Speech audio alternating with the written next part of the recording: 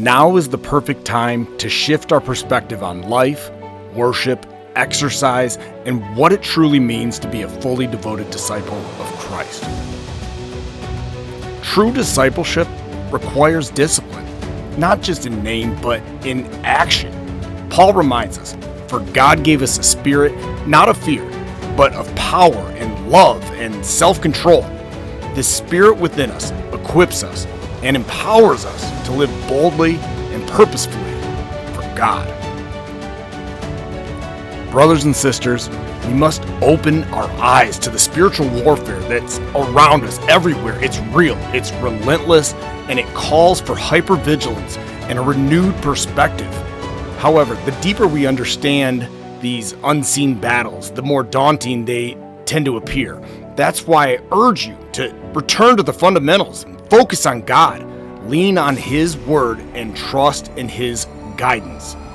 It leads to a heightened state of spiritual awareness, and it ultimately draws us closer to God. The Spirit equips us with the strength we need to defend against the lies and the traps of the enemy, walking in faith and living for God in every aspect of our lives. It becomes a constant act of worship. And it's not limited to Sundays, but carried into every meal that we eat and every workout we complete, everything that we do, every act of self-control that we practice. All of it. It becomes the declaration of devotion, honoring God both physically and spiritually. Church, we must establish order in our hearts and in our lives, starting with that unshakable focus on God.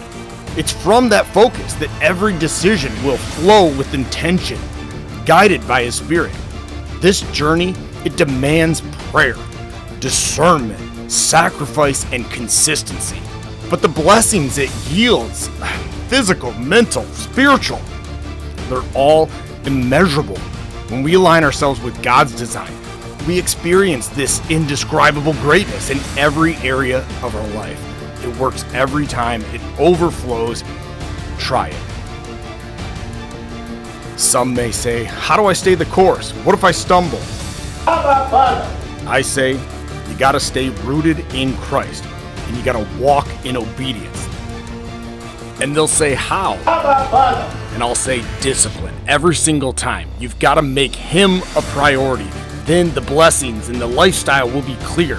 You got to adjust your perspective to align with God's eternal truth. And as you do, you'll build momentum. You're going to gain strength and confidence, and most importantly, wisdom.